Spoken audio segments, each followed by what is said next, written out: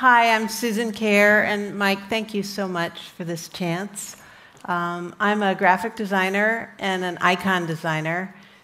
You might know my work more than me. Here's some images that I designed that you might have seen. I've done thousands of icons for hundreds of companies and over the years. I'm not going to talk about them all in 20 minutes, but just the highlighted ones a little bit today. I started working a bit serendipitously thanks to a high school friend who was a systems software programmer on the Macintosh project at Apple, Andy Hertzfeld, and he's fantastic. And he knew that I liked art, and he said, I need someone to kind of draw on a grid some images and typefaces, and it sounded wonderful and much better than the job I had before. So I had to interview at Apple, and I didn't really know anything about computers or anything about type design, but I had used a phototypositor in a summer job at a science museum in Philadelphia, and I had also worked in the kind of typography at the time. I was pretty good at that. And so I went to the library, I got an armful of books about type, which I brought with me to the interview.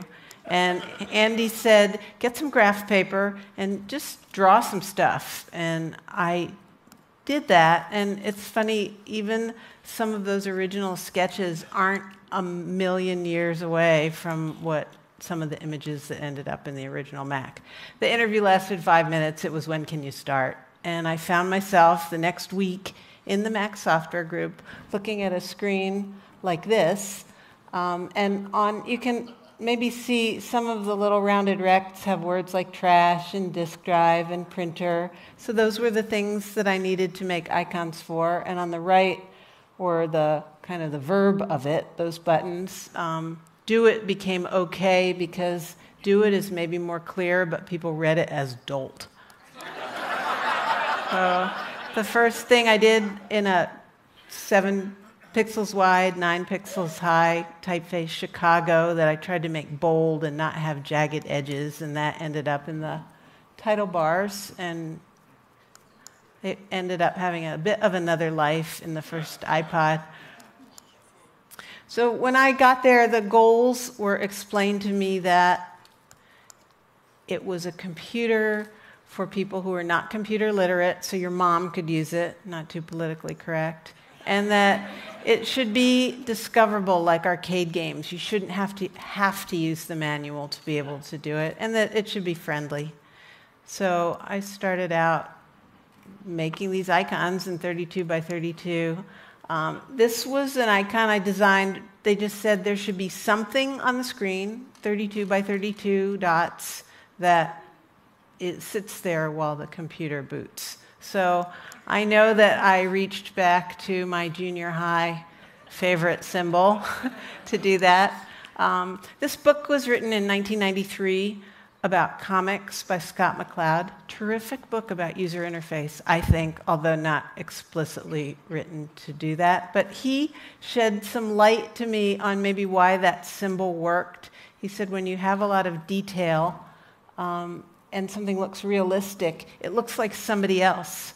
But when it's more cartoony, anyone can see themselves in that image. And he shows that another way by saying, as you take detail away, things become more universal.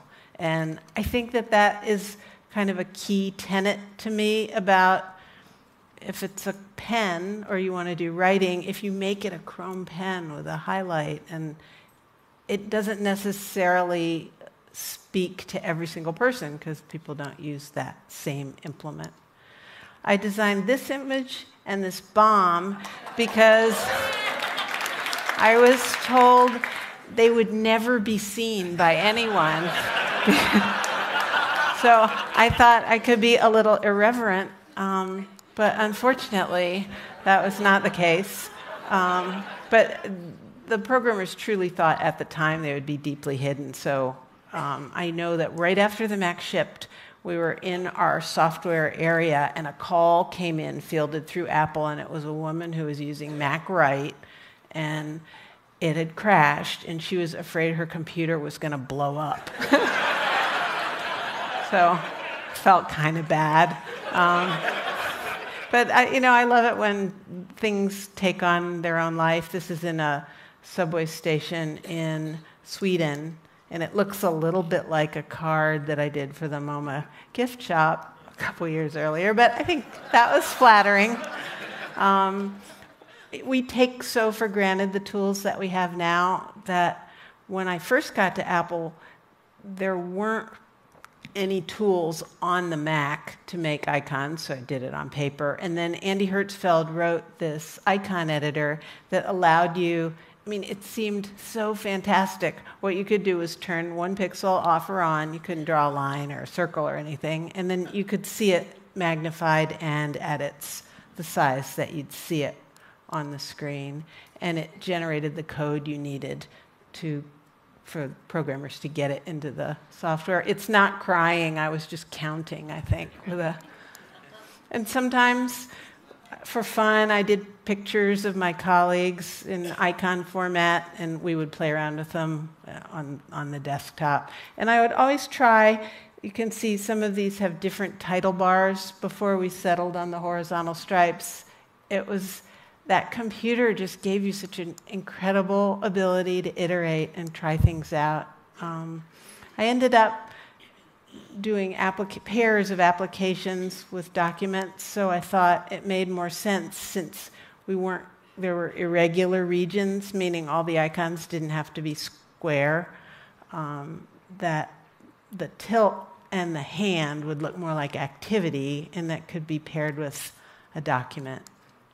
Who knew there would be thousands of these and people would break away? It seemed like a pretty good system at the time. Just like we left 250 slots for fonts. It didn't seem possible there would ever be more than that. And I did that watch because I thought, who uses an hourglass? Let's get on with it. I show this printer as kind of a don't. It's an icon of the ImageWriter printer that has the cutouts in the paper that were the holes in that paper and the knob that printer used. But I realized the minute the printer changed, that icon wasn't good anymore. And if I had it to do over, if I had just made it a little bit more generic, it probably would have held up for a lot longer.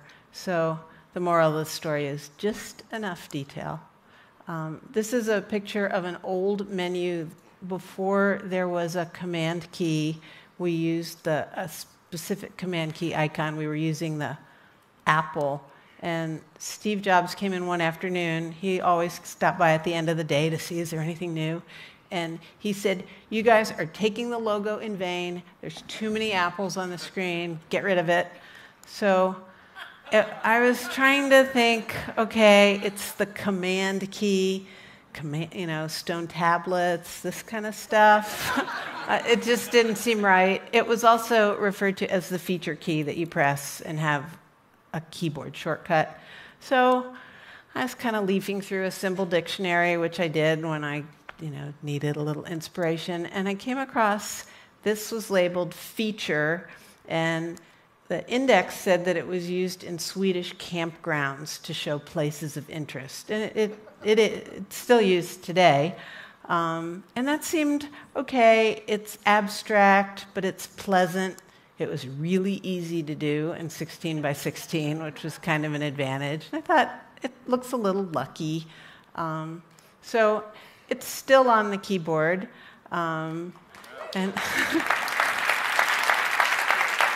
But the coolest thing is that a few years ago, someone emailed me. I had probably mentioned, just as I'm telling you, maybe online, that it was abstract. And I usually always like to find things that have some visual meaning or metaphor. I have to talk about metaphor, unlike the past talk.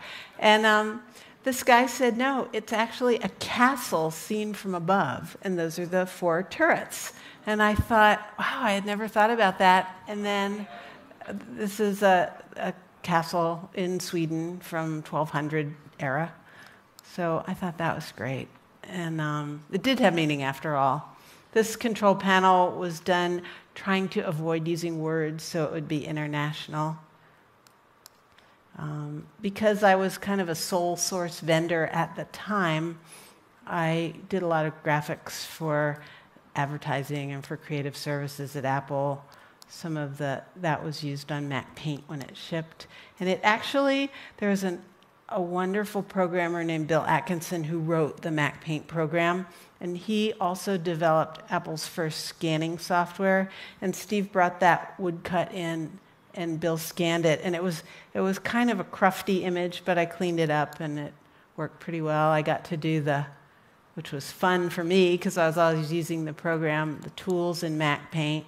And I'm kind of happy that 30 years later, this is a palette from the Photoshop.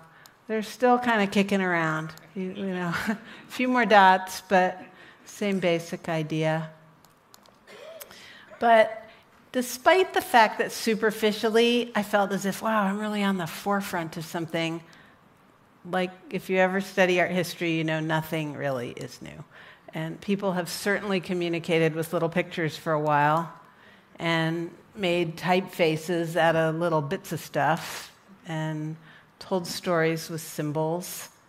And sometimes I think, you know, and they always say there's a dearth of women in technology. I think, no, a lot of women are very good digital designers and have been for a long time. And I started early. That's my first letter form. So it really isn't, though, just about turning dots off and on. I was going to show you really quickly. At one point for Swatch, I was designing an alarm. And, you know, you kind of start at the most obvious point. I think I want a clock, and I want to make noise. Maybe that looks noisier. Maybe if I give it more detail, it really looks like an alarm, a little bit off, maybe have it be noisier. Maybe that was all too complicated. What's the simplest clock you can make? Or what really, you look at it and no question, it's an alarm clock. Or maybe that's all just way too self-referential and it ought to just be about the noise, or a little more whimsical, or the alpha alarm clock. Or maybe just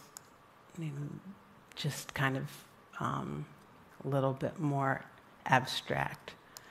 But I think the moral of the story is none of this is an exact science. So whenever we work on projects, we always try to have a range of solutions and see what looks right. After I worked at Apple, I worked at Microsoft on Windows 3.0, and although I love designing in black and white, don't find it limiting, it was kind of fun to add color to the mix, even though some of these colors are terrible. But I think I only used about 5 of them to make this Windows Solitaire deck, and I always felt kind of good whenever I saw somebody surreptitiously playing solitaire at work. This is a background screen that's also made from those VGA colors just by making little checkerboards, dithering the bad colors next to each other, make it look more subtle. The next set of images is just to kind of show that often in what I do, you get the same problem over and over again, and maybe you have more resolution or it's a little bit differently defined, but the 5th Macintosh application, which I did not work on, was a disk full of all kinds of black and white images because it was a whole new thing just to be able to cut and paste some picture to make your type or your email or your flyer come alive. And then 10 years later, I worked on a project that was a collaboration of Sony, AT&T, and Motorola for a digital assistant, and it let you send postcards through the air. So I did a set of rubber stamps just with that same idea. Just, you know, you just tap them and they'd go onto your postcard. Then 13 years later, I worked for Facebook on a project of virtual gifts, which again is kind of the same thing, except they sold them for $1. So my challenge, which I loved, was here's this virtual gift shop, and what can you draw that you're going to see at 64 by 64 that will make people spend a real $1? Something I would never let my kids do, but I think I learned a lot making these 1,200, give or take a few gifts. There was a new one every day about what things people would buy. And birthdays we did a lot of different birthday things. That was the tip of the iceberg. I did a lot of love, different ways to show your love. Sometimes I tried to make something, because day in, day out, you're trying to think, what else can we do that maybe I thought looked a little artier, but it was always trumped by cute. Penguins, and bears. And that was the all-time bestseller. And they sold a lot of those. 6 years later, which was just a year ago, I did again a project of virtual stickers for mobile messages, and they wanted a pixelated look. And I mean, I like to work with smaller dots too, but I love the simplicity and the discipline of trying to make something and express it in that mosaic-like technique. And I did a lot of travel destinations too, that enlarged, and then the size, you really see them. And a couple years ago, I was sort of happy that this project found me, because it was a watch by MetaWatch that grew out of Fossil, and now it's owned by Nokia, which is now owned by Microsoft. But it's 96 by 96, black and white, so I love that limited screen real estate. And the nice thing about this watch was that you could have all kinds of different watch faces. So that was fun to just use those pixels to give a different look. And I think that my hero in graphic design is a designer named Paul Rand. He did the UPS logo and Westinghouse, and so many images that to me look perfectly modern 30 or 40 years later. And I think that's because he tended to make things that were simple, and they meant something, and they were memorable. And I try to do that with my work. So I've been happy sometimes, just like that, the bomb in the subway station, not the literal bomb, when people incorporate some of these icons for other repurpose them. So this is a French artist who's used a lot of Macintosh images in his work. And I've painted a few murals. That's in Northern California, and that I did from a cherry picker on a building in Sweden. So with a little bit of the idea, it might be like a clock tower. And sometimes people send me different things that have to do with icons, and I had never realized until this chiropractor from Australia sent me a package, kind of a suspicious-looking package, but it turned out that there are 32 by 32 dots on a Lego template. And he also sent me images that he had decorated his office by recreating all the Mac icons that way. And I'm working just for fun with an ad agency in Brooklyn that's making some icon products. They named these the director's tie, I guess, because it's the command. And some whiskey glasses. And I suppose some things are memorable to people, and I saw Mike had one of the same slides of the portrait, but people have sent me their wrist with the picture of the watch tattooed on it, and I think it's such a nice compliment. And thank you.